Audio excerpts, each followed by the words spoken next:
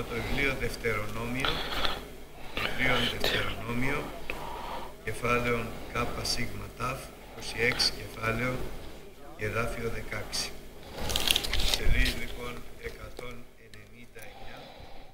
Nous allons lire de Deutéronome, chapitre 26, et nous allons lire du verset 16.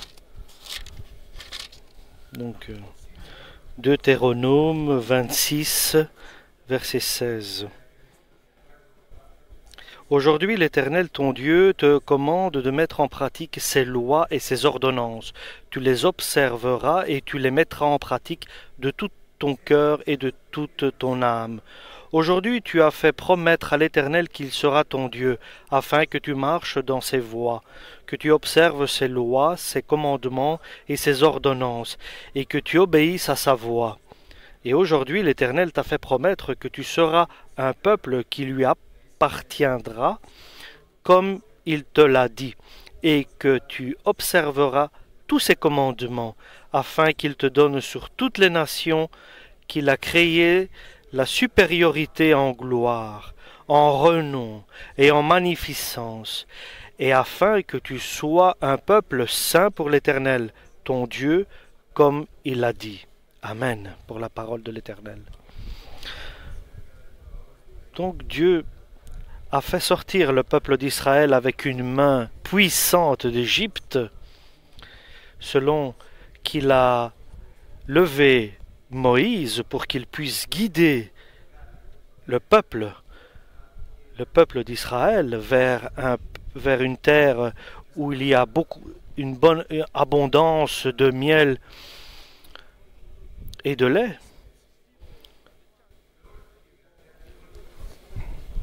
Et le peuple n'a pas cru que Dieu leur donne une terre où il y a beaucoup d'abondance. Et nous savons que lorsque les enfants d'Israël qui étaient sortis d'Égypte avaient envoyé des éclaireurs pour voir cette terre qui était avec beaucoup de biens en abondance, et ces éclaireurs qui avaient été voir cette terre disaient que nous sommes très peu par rapport à ceux qui habitent sur cette terre. Et Dieu pourtant leur avait dit: moi je vais vous donner cette terre. Et ils sont arrivés à un dilemme. Donc ils devaient croire à la parole de Dieu et marcher vers cette terre que Dieu leur avait promis, sur la terre de Canaan. Et de l'autre côté, lorsqu'ils ont envoyé les éclaireurs, ils ont vu les peuples qui habitaient cette terre étaient très puissants. Et leur cœur était dans un moment d'hésitation.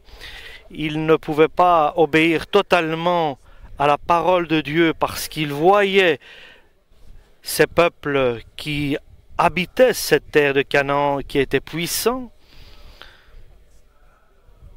Et nous savons que pendant 40 ans, ce peuple était dans le désert.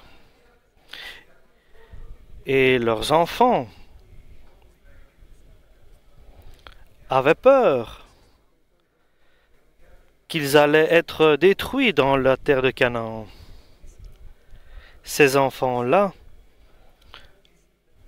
ont grandi et ils ont hérité ce que Dieu avait promis à leur père. Après 40 années,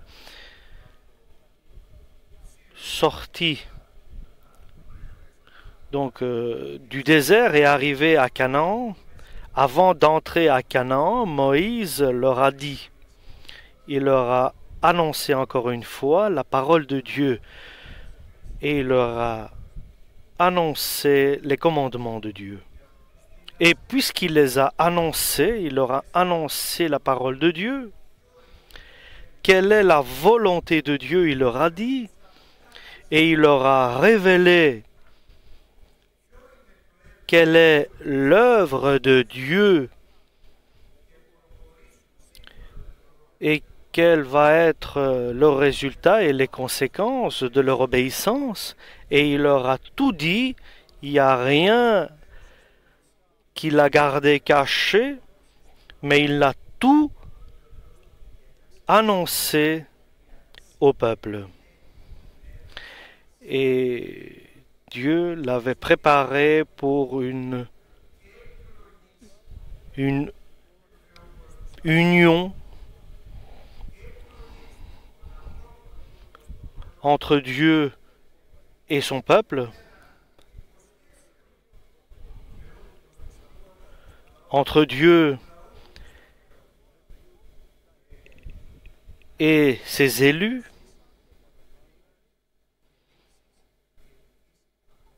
et la prise d'une décision ferme.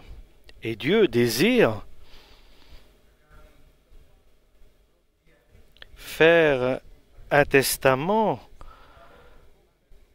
et des promesses à chacun séparément, mais il désire de notre part que nous fassions avec lui un accord et que nous puissions être en accord avec ses décisions. Et la parole de Dieu, qui est la vérité, nous voyons comment Dieu agit pour un jour bien précis, pour nous enseigner ce que Dieu désire faire à nous tous avec une décision personnelle et avec une décision que nous pouvons prendre et faire un accord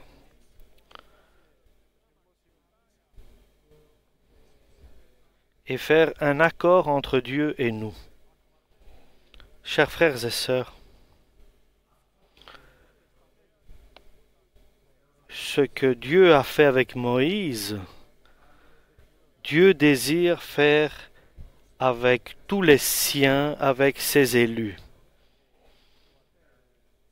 Il a fait avec Jésus-Christ aussi. Dieu désire un jour qui soit consacré à Dieu pour pouvoir faire une convention avec lui. Et Moïse dit, aujourd'hui, Dieu vous a ordonné, puisqu'il vous a révélé sa volonté par ses promesses. Aujourd'hui, il vous ordonne d'accomplir la parole de Dieu complètement, pas comme vous l'entendez, mais comme il est écrit, et de garder sa justice et d'accomplir sa justice.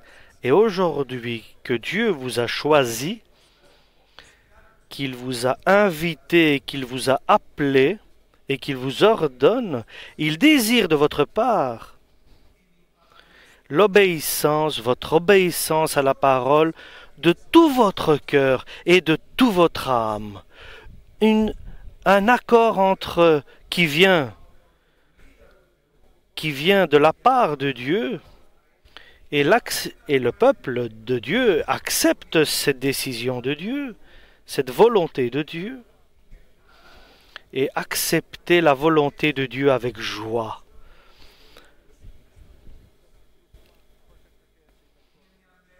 C'est un jour qui change ce qui est établi. Il change la personne qui était dans les souffrances du désert, arriver maintenant dans la terre de Canaan où est la terre de repos. Et c'est un jour bien précis, ce changement de la souffrance dans le désert des 40 ans vers la terre de repos qui est la terre de Canaan. celui qui prend la décision d'accepter la parole de Dieu et il promet devant Dieu obéissance et mise en pratique de la justice de Dieu. Donc ce jour-là, aujourd'hui, nous dit la parole de Dieu en Deutéronome, libérez-vous en disant que Dieu sera votre Dieu et vous allez bénéficier par cette décision que vous allez faire avec Dieu, cet accord que vous allez faire avec Dieu, celui qui est votre libérateur, votre Père et votre protecteur, le Tout-Puissant, le Dieu Tout-Puissant, le Glorieux pour toute votre vie. Il sera avec vous, à une condition, bien sûr, c'est de marcher sur ses commandements, d'accomplir ses commandements et d'être guidé par le Saint-Esprit. Et de garder, de mettre en pratique ses commandements et sa justice et surtout de rechercher, de chercher sa voix, la voix de Dieu. Donc notre force est la parole de Dieu. Et si, lorsque nous sommes tentés, après 40 jours, comme Jésus qui avait jeûné pendant 40 jours, ni manger ni boire, après 40 jours il a été tenté par le diable, et il a été confronté à cette tentation devant le diable, et il s'est défendu avec la parole de Dieu. Combien nous, aujourd'hui, nous devons utiliser cette parole de Dieu pour nous défendre, pour nous protéger contre les mauvaises paroles qu'on dit contre nous ou les attaques qu'on pourrait recevoir. Et nous savons que nous vivons des temps mauvais. Et beaucoup vont être détournés de la voie juste en écoutant des paroles et des enseignements qui ne sont pas justes et qui sont étrangers. Et nous désirons entrer dans le dernier combat, dans le dernier effort à faire, parce que Dieu désire préparer une église pure et sanctifiée, celle qui ressemblera à la première église apostolique. Combien plus nous avons besoin de prendre cette décision et de faire un accord avec Dieu. Nous désirons, parce que si toi tu n'es pas notre Dieu, notre guide, notre protecteur, notre sauveur, notre libérateur, et comment nous allons terminer notre chemin jusque le jour où tu viendras. Et tu nous promets que tu seras avec nous.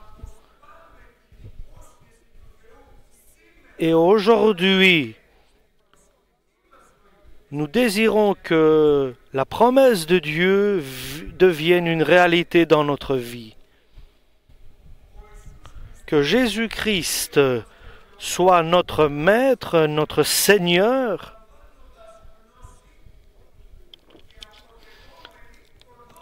et en acceptant les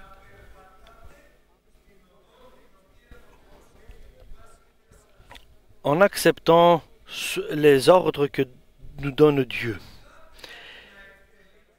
et de mettre en pratique la parole divine.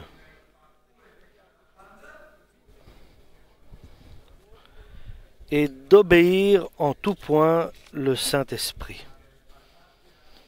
Et de marcher exactement sur le chemin que le Seigneur a préparé. Et comment cela va-t-il se faire? Et comment je vais connaître le chemin? Si tu prends ces décisions,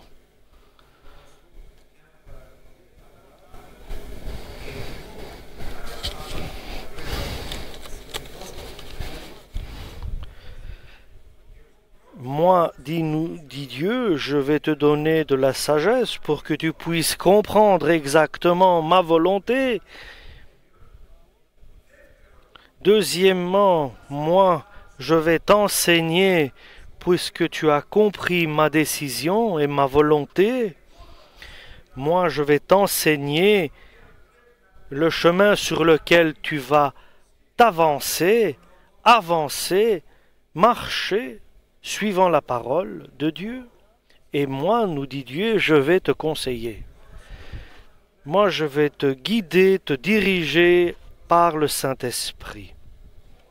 Et enfin, moi, je vais te protéger et je serai avec toi. C'est une décision, une promesse de Dieu de l'Ancien Testament et du Nouveau Testament que moi, je serai ton Seigneur et ton Dieu si toi tu acceptes et tu acceptes avec ta volonté. Et si toi tu désires de tout ton cœur, de toute ton âme, de toute ta force et de tout ton esprit, moi je vais te donner de la sagesse et je vais me révéler à toi, je vais t'enseigner, je vais te conseiller et je vais te protéger.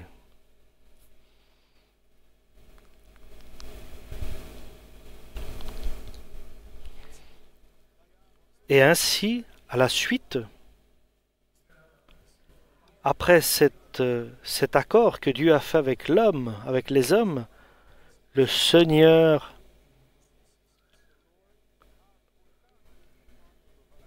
il a pris en compte que vous serez un peuple choisi, unique dans ce monde. Vous serez son peuple. Vous serez ses agneaux. Vous serez à lui complètement. Vous lui appartiendrez. Et Dieu promet, il attend que ce peuple d'Israël promet cela. Et bien sûr, pour ce peuple, il y a l'intérêt à accepter l'accord que Dieu leur propose. Toi, tu seras mon bon pasteur, et moi, je serai l'agneau de ton pâturage. Je serai à toi, je serai ton peuple, et je mettrai en pratique tes commandements que tu m'as révélés. Donc, un accord entre Dieu et les hommes, qui est son peuple d'Israël. Une collaboration entre le peuple d'Israël et Dieu. Est-ce que tu désires faire une collaboration avec Dieu, un accord avec Dieu?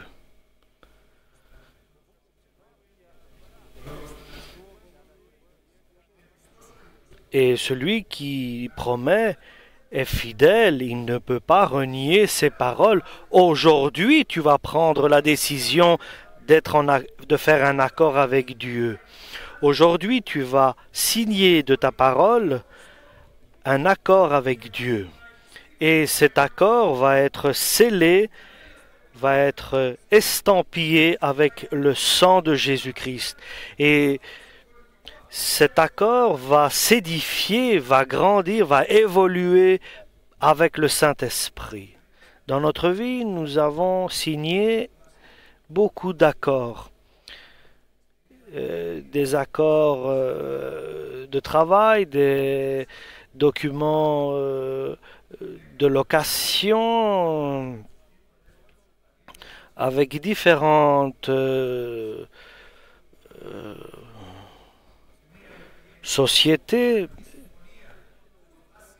Mais ici, nous avons un autre accord à accepter nous allons sortir des souffrances du désert à la terre de Canaan. Et Dieu promet, puisqu'aujourd'hui tu prends ces décisions, et chacun qui prend ces décisions sans être influencé par divers états des choses comme l'âge ou ta situation, moi je vais t'élever et tu seras au-dessus des peuples. Et tu seras mon honneur, tu porteras mon nom et vers toi se révélera ma gloire. Tu seras un peuple saint qui sera à Dieu, qui appartiendra à Dieu. Et c'est une décision, chers frères et sœurs. C'est une décision à prendre. Et même si c'est pour la première fois que nous prenons cette décision de faire un accord avec Dieu pour vivre les promesses de Dieu, selon que nous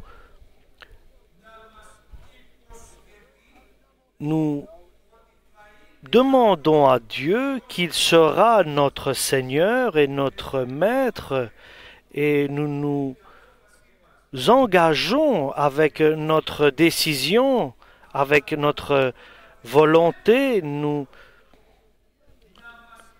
que Dieu nous certifie qu'il sera notre Seigneur et notre Dieu.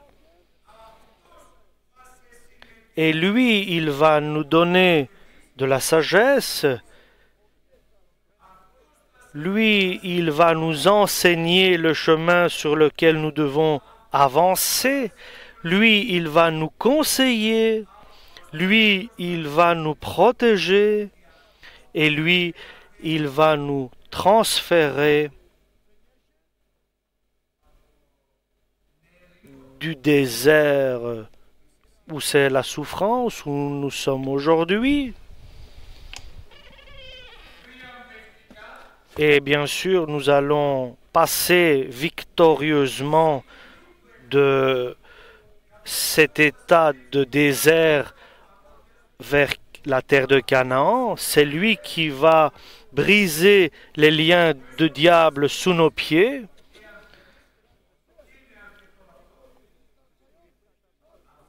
Lui va nous transférer, va nous emmener des murs de Jéricho qu'il va détruire, pas nous, mais lui détruira les murs de Jéricho par ses promesses et par notre volonté d'accepter cet accord. Aujourd'hui donc, si nous entendons, si nous écoutons la voix de Dieu, n'endurcissons pas nos cœurs comme les Israéliens au début des 40 années, et ils ont laissé leurs os dans le désert. Aujourd'hui, nous devons nous rabaisser, nous faire petits et exprimer de tout notre cœur, de toute notre force et de toute notre intelligence, amen, un oui absolu à Dieu, à sa parole et à ses promesses, un oui absolu, pour que nous puissions être certains que notre décision qui a été ferme de marcher exactement sur ses commandements et d'accomplir ses commandements et d'écouter la voix du Saint-Esprit. Et alors le Seigneur va nous amener devant Jéricho, où il y a des murs très hauts, mais pour le Seigneur, ces murs ne sont rien du tout. Avec des trompettes de Dieu, ces murs vont tomber et la victoire sera donnée par Dieu à celui qui va prendre cette décision de le suivre. Amen.